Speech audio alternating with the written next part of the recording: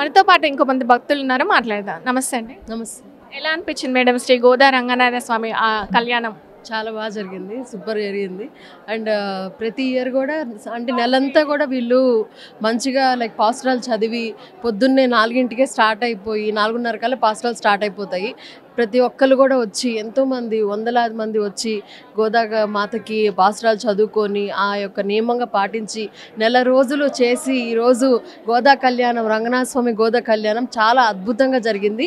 ఇక్కడ ప్రత్యేకత ఏంటంటే గోదామాత రంగనాథ స్వామి కళ్యాణమే కాకుండా శ్రీనివాసుని ప్లస్ లీలాదేవి భూదేవి కళ్యాణం కూడా జరగడం జరిగింది. సో 2 కళ్యాణాలు ఒకే చోట మనం వీక్షించవచ్చు, అంత అద్భుతంగా జరిగింది. సో చాలా సంతోషం. జై శ్రీమన్నారాయణ.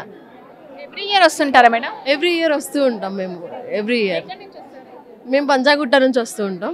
యాక్చువల్ మా నేటివ్ ప్లేస్ గుంటూరు, కానీ ఇంకా ఉంటుంది ఇక్కడే కాబట్టి సో పంజాగుట్ట నుంచి వస్తూ ఉంటాం. చాలా అద్భుతంగా జరుగుతుంది. అంటే ప్రతి టెంపుల్లో జరుగుతుంది గోదామాత రంగనాథ స్వామి కళ్యాణం, కానీ ఈ టెంపుల్లో ప్రత్యేకత ఏంటంటే వెంకటేశ్వర స్వామి లీలాదేవి భూదేవి సమేత ఆయన కళ్యాణం ప్లస్ రంగనాథ స్వామి గోదామాత కళ్యాణం కూడా అద్భుతంగా జరుగుతుంది.